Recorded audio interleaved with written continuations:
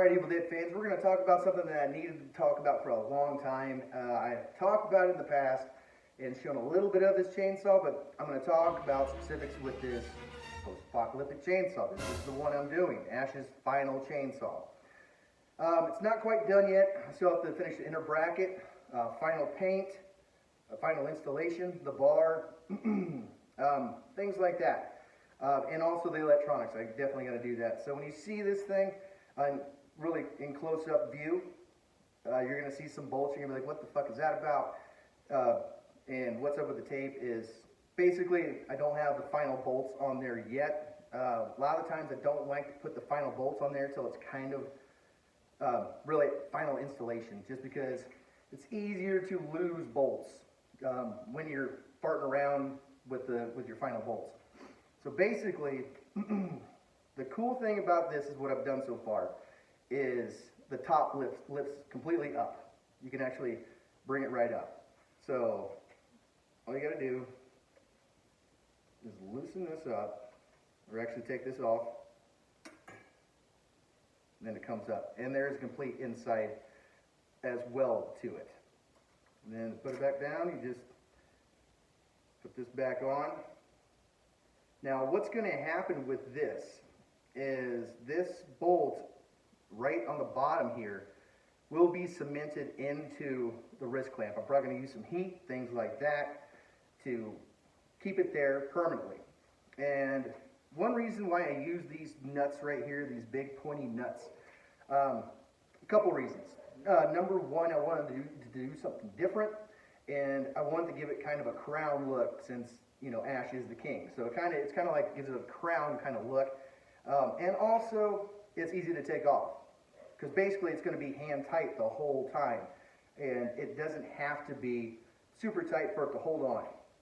Now the top is made of, I think, 15 gauge steel, the top piece here, and the strap that holds it down. So what that means, why I used that for that strap, and also a heavier gauge steel on top, is if you use aluminum, you're going to get some bending when you lift it up, because you're going to have weight with the bar and everything else.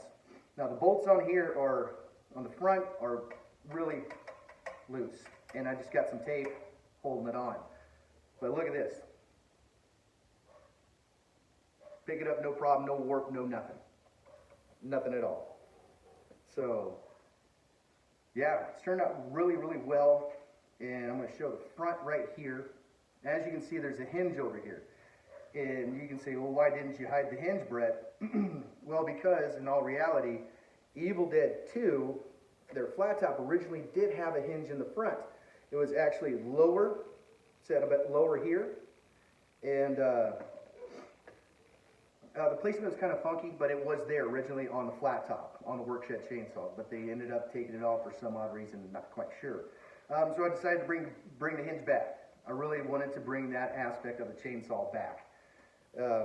If I wanted to hide the hinge, I could easily do that. It would just be putting on the inside of the body and changing the top just a little bit. But I really wanted to show it off and have that aspect of it. And remember, like I said, these bolts and stuff on the front, that's all just mock-up bolts. They're not going to be the permanent ones. Okay, so what I'm going to do next is I'm going to put it on and show you guys it opening and closing. Before I do that, what I did is I didn't put the bracket on the inside with the handle in there right away. I wanted to make sure I had plenty of hand room, since the top is filled in. It's filled in with all kinds of stuff. It's not quite done, but it's getting there. So I'm going to show you guys what it's like having it on. Okay, so I have it on right now, and I'm actually holding it by my pinky down here because the bracket's not in there yet, no handle. So what's cool when this is done is, since that bolt over here is going to be sunken in and permanently installed onto the wrist clamp on the inside, all I got to do is take off this nut right here, and it only has to be hand tight. It's not like right here. You can see it. Let me give a good view of there, like that. All I got to do is take it off with my hand, and then I can lift it up. So, but it's not quite done yet. The electronics still have to be installed, things like that. And also, all I got to do if I want to close it again, just put that back on there. And that's it. I mean, it's going to hold the weight. I know the sheet metal gauge I use for the top, strap on the top, will not warp, it will not bend. It has all the other brackets. They are made of aluminum.